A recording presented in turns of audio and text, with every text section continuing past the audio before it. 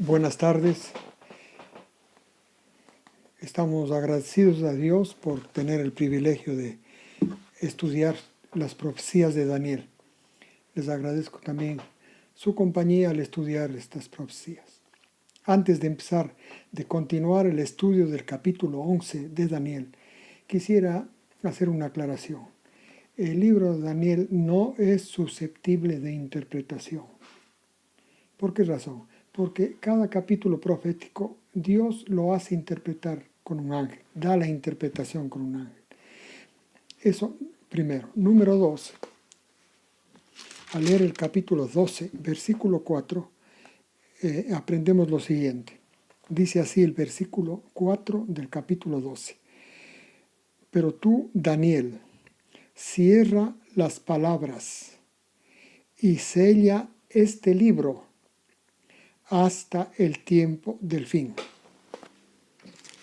Cierra el libro, sella las palabras hasta el tiempo del fin. Quiere decirse, no dejes, no hay cómo entenderlo hasta que llegue el tiempo del fin.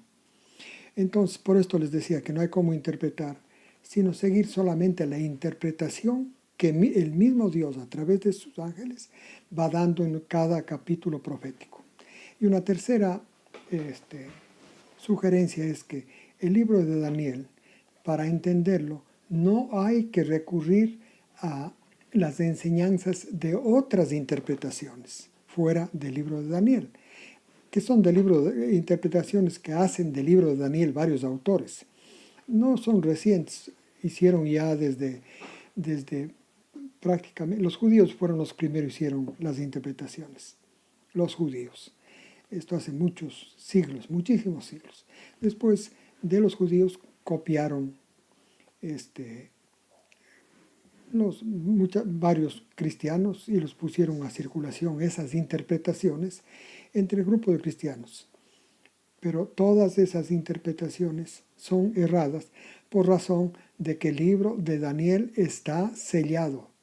No hay cómo entenderlo hasta el tiempo del fin. Lo que yo voy a esto ahora, otra cosita que es importante. Para leer el libro de Daniel solamente hay que prestar atención, sin prestar atención a lo que uno ya sabe, lo que ha aprendido en otras interpretaciones, porque ahí se va a confundir. Hay que leer con cuidado.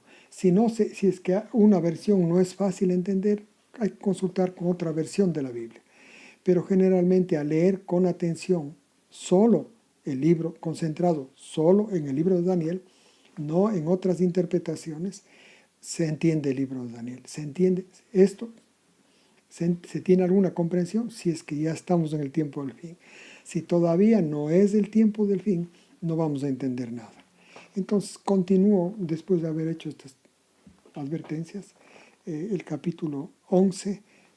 Voy a continuar desde el versículo 21. Voy a leer del 21 al 23. Y le sucederá a otro rey, no rey aparece, sino un general, un personaje importante que toma como la rienda temporal del reino, sin ser rey. Por eso dice el 21, y le sucederá en su lugar, al del 20, otro, un hombre despreciable, al cual no tendrá la honra del rey, de ser un rey, la honra de ser el gobernante de un reino. Literalmente dice, no tendrá la autoridad para gobernar ese reino, porque no es rey. Apareció una persona sin mayor importancia, y luego sigue diciendo el 21, pero vendrá sorpresivamente, sin abuso, y tomará el reino con intrigas. Otras versiones dicen con halagos, pero realmente básicamente es con intrigas. El 22. Las fuerzas enemigas, sin tener fuerza, sin tener ni ser del linaje real, simplemente quiere ser el que gobierne, pero para ello lo que hace es, se pone a hacer intrigas y finalmente, por arte de magia, recibe ayuda. Fuerzas enemigas serán barridas delante de él, como con una inundación de aguas. Serán de todos destruidos junto con el príncipe del pacto. El príncipe del pacto me parece que se refiere al, al sacerdote que esté actuando como principal en Israel, porque para este tiempo que aparezca este personaje despreciable que lo llaman. Esa es la traducción literal, un personaje despreciable, que no tiene la importancia de rey, que es simplemente un personaje común, pero que es despreciable. Y entonces, ejércitos le empiezan a apoyar como por arte de magia. Y todos sus enemigos, los que se oponen para que él llegue a ser rey, son destruidos, incluyendo el príncipe del pacto, que ya repito quién creo que sería. El 23. Y después del pacto con él, engañará, subirá y saldrá vencedor con poca gente. Por esto dice la profecía de Daniel 8, dice que subió un cuerno, que este es el cuerno, ¿no? El cuerno pequeño, sin fuerza, sin capacidad, subió. No era rey, por eso no era la cabeza, sino simplemente era un cuerno de la cabeza de la cuarta bestia de Daniel 7, y por supuesto el cuerno que sale después de uno de los 4 cuernos de Daniel 8. Y entonces, luego leemos del 24 al 26. Estando la provincia en paz,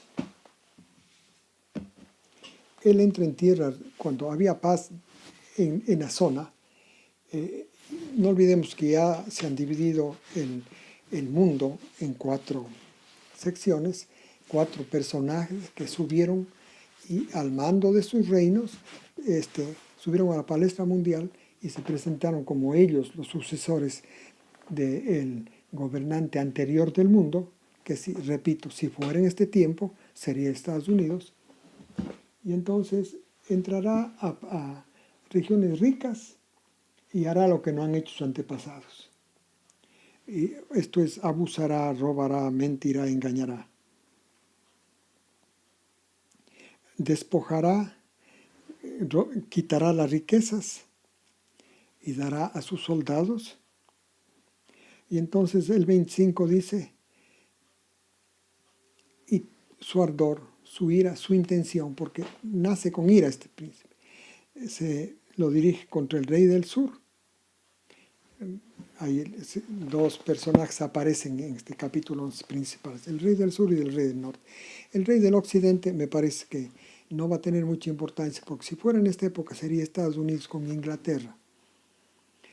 Pero Estados Unidos ya no tiene, para esa época, ya no tiene el poder que actualmente tiene.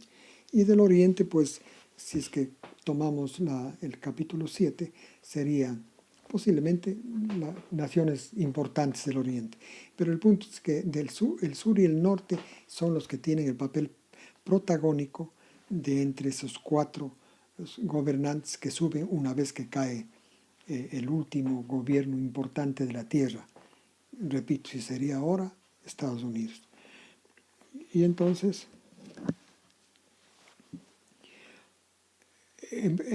intentará entonces este cuerno que está agrandándose, haciéndose grande, porque nació pequeño, según Daniel 8, aquí vemos cómo se va agrandando. Sin ninguna fuerza, empieza a tener ejércitos que lo apoyan, sin él tener nada.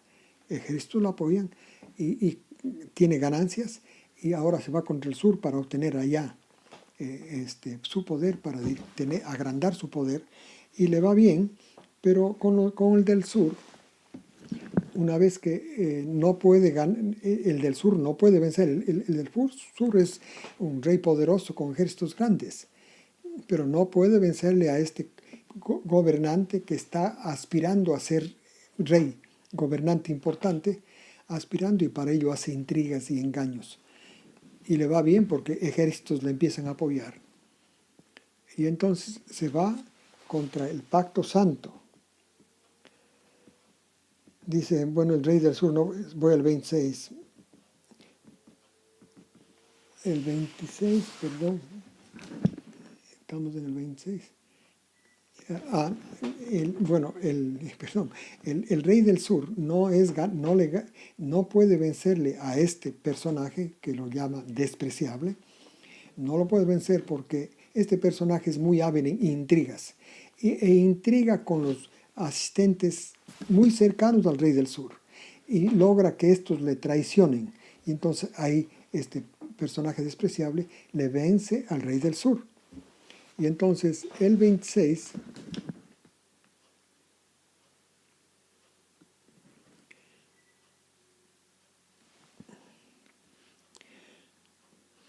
ahora vamos a, perdona, esto es el 26. El 27 dice el corazón de estos dos reyes. Ahora, una vez que le gana este personaje, que no es rey todavía, este que está queriendo ser rey, le gana al rey del sur, porque el rey del sur es traicionado por sus propios oficiales, gracias a las intrigas del personaje despreciable, se sientan en la mesa a pactar. Y empiezan a pactar cómo apoderarse del mundo, porque habían otros poderes, ¿no es cierto? Los reyes del oriente, los reyes del occidente, el rey del occidente, el rey del oriente, el rey del norte. Empiezan a pactar entre estos dos cómo apoderarse del mundo, pero no logran, dice el versículo 27, y se hablan mentiras al tratar de pactar, pero no logran absolutamente nada porque todavía no ha llegado el plazo, literalmente dice el paso del fin. Y entonces el rey, este ya personaje que ahora ya está más importante porque ya está a la altura del rey del sur, regresa a su tierra con gran riqueza y su mente está centrada en irse contra el pacto santo, con el pacto santo en Israel. Y entonces irá haciendo lo que le plazca. Este personaje es un personaje que busca riqueza, gloria, fama y destrucción. Al tiempo señalado, el 29 voy a leer. Al tiempo señalado volverá al sur otra vez, pero esta última venida no será como la primera, como la que acabamos de leer, porque vendrán contra él naves de Kitim, esto es de Chipre, y él se enojará grandemente y volverá a donde vino y pondrá toda su chasqueo, su ira por no haber logrado lo que él quería, ir al reino del sur, queda chasqueado y vuelve con toda furia contra el pacto santo. Y entonces empezará sus intrigas para que los israelitas abandonen el pacto santo. Y se levantará ejércitos, dice literalmente, le apoyarán a él, ejércitos que no son de él, le apoyarán para destruir, para hacer destrucciones en el santuario, hacen destrucciones en el santuario,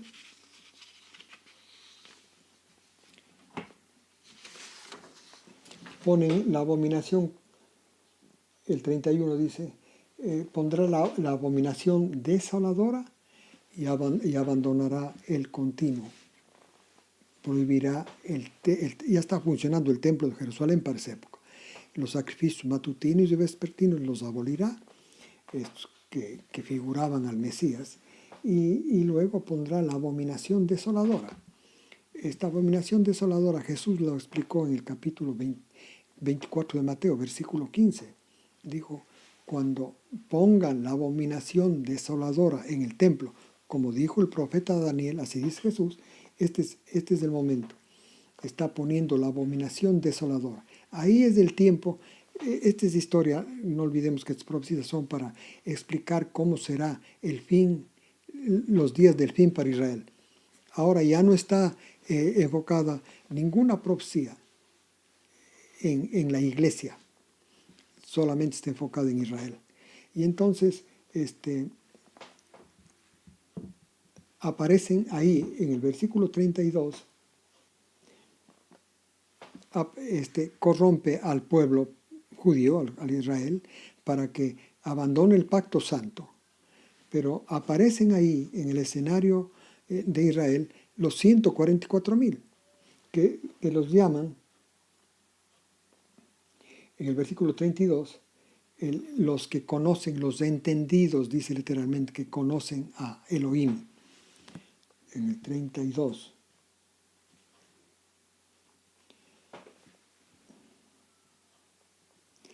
Estos entendidos, que son los 144.000, aparecen para explicar el versículo 33.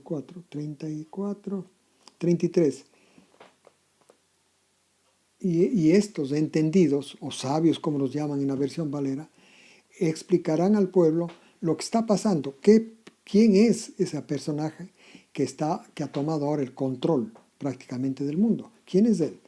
Y entonces le explicarán, y como resultado de eso caerán muchísimos, los hará matar a muchísimos, y ellos recibirán poco socorro. Eso permite Dios, dice el versículo 35, para ser limpiados, depurados y blanqueados.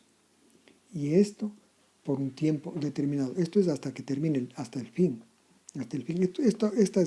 Estas predicciones de Dios respecto a los 144.000, o sea, a los entendidos de Daniel 11, están explicadas muy bien en Apocalipsis, capítulo 11, etc.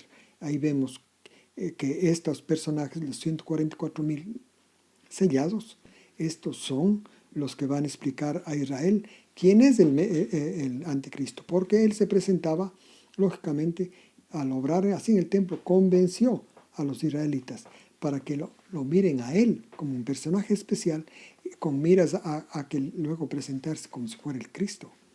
Por esto, este personaje despreciable que estamos leyendo es realmente el anticristo. Y entonces, el 36 dice, el rey hará su voluntad, este personaje hará su voluntad y se llenará de soberbia y se engrandecerá sobre todo Dios.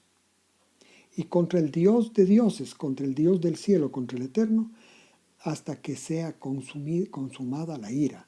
Porque lo que Dios determinó en el cielo, y que está explicado ya en Daniel 7, sucederá. O sea, si ustedes recuerdan Daniel 7, cuando este personaje se va contra todo Dios, y como dice más abajo, se va contra el Dios, contra el Eterno, las palabras que él hablaba en Daniel 7 trajeron la atención de Daniel, que estaba viendo el desarrollo de esa profecía, y ocurrió que en el cielo esas palabras fueron el inicio para el juicio político de la tierra, en el cual se le va a quitar ya a todo gobernante de la tierra, se le va a quitar la oportunidad de gobernar y se va a dar el reino de la tierra a Jesús. Porque con este anticristo terminan los gobernantes de la tierra y de ahí empieza el reino de Jesús en la tierra. Bueno, entonces este periodo, desde el versículo 31 al 35, este hombre despreciable, el cuerno pequeño de Daniel 7, Daniel 8, ahora ya es un rey importante que está lleno de soberbia y se considera superior a todo Dios, incluyendo al Dios del cielo.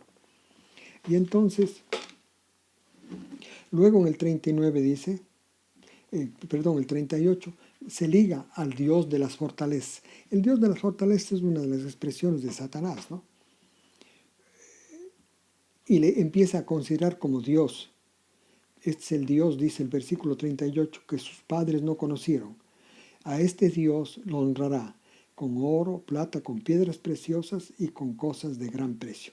El 39. Con este Dios ajeno se hará de las fortalezas más impugnables y colmará de honores a los que reconozcan al Dios que este anticristo ya honre.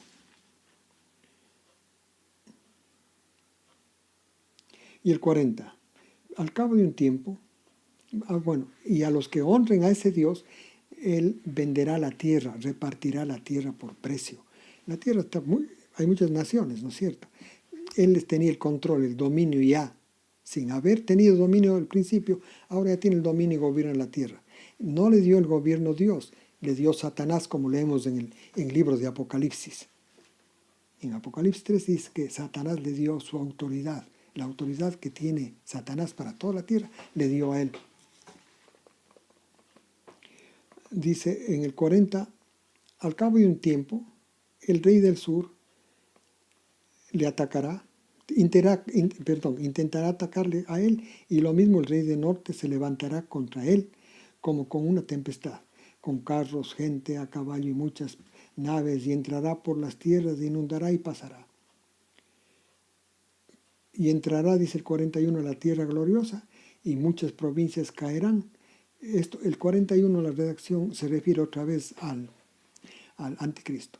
En respuesta a este ataque del rey del sur y del rey del norte, que eran los poderes principales de la tierra, le atacan a él, él empieza a apoderarse de los dominios de estos reyes. Empieza a invadir naciones que le correspondían al rey del sur y al rey del norte. Esto es lo que leemos en el versículo 40, el 41, y muchas provincias caerán bajo su poder. Dice, solo estas escaparán, Edom, Moab y la mayoría de los hijos de Amón. Dice el 42, extenderá su mano contra las tierras, tampoco escapará el país de Egipto. Ya, o sea, el centro del reino del sur, del rey del sur, ahí también le dominará. Entonces, en respuesta al ataque del rey del sur y del rey del norte, este personaje abominable empieza a conquistar las tierras de estos dos reyes hasta que llega a conquistar la misma tierra de Egipto, que era el centro de gobierno del rey del sur. Esto leímos en la semana anterior. Y se apropia de Libia, de Etiopía, etc. En el 44 leemos, mientras estaba activo con estos triunfos, conquistando las tierras de sus dos enemigos, del rey del norte y el rey del sur, oye la noticia de que noticias del oriente y del sur lo atemorizan y le hace que tenga una gran ira. Y como resultado de esta ira se pone a destruir y a matar a muchos. Estas noticias del oriente y del norte están en cierta forma parcialmente explicadas en Apocalipsis 16, desde el versículo 11. Son los reyes del oriente los que van a entrar, a invadir las regiones que gobierna este anticristo. Y entonces matará a muchos en su ira, porque se dio cuenta que tenía una invasión imprevista para él, porque él consideraba fuerte solamente al rey del norte y al rey del sur. El rey del oriente nunca aparece en la profecía de Daniel 11. Pero sin embargo, aquí noticias del norte y del oriente aparecen que traen noticias que él empieza a enfurecerse, y resultado de su furia se pone a destruir y a matar.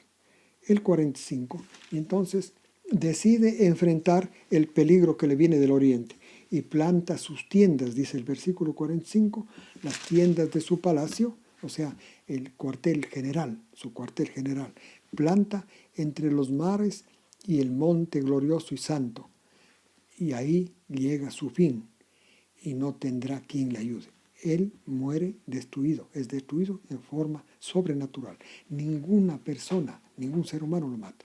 Este es como leímos en Daniel 8 y todo eso. Él es destruido en Daniel 7, 8.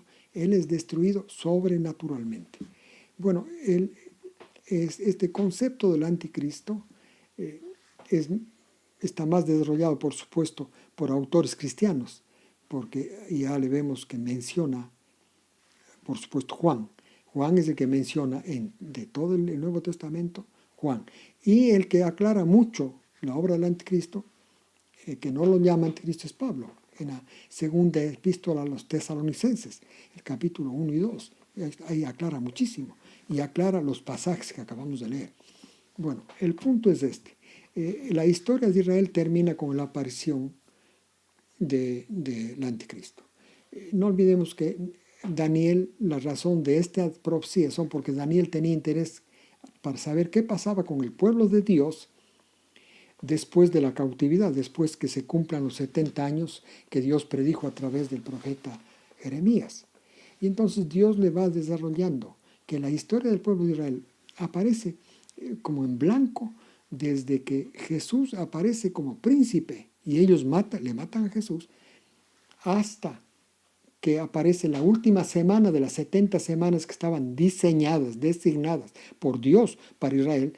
La última semana quedó flotando hasta esta época. El libro de Daniel habla de esta última semana. El capítulo 9, él da la razón de la última semana. Y luego los capítulos 10, 11, 12. El 11, no olvidemos, no es como las otras profecías con símbolos.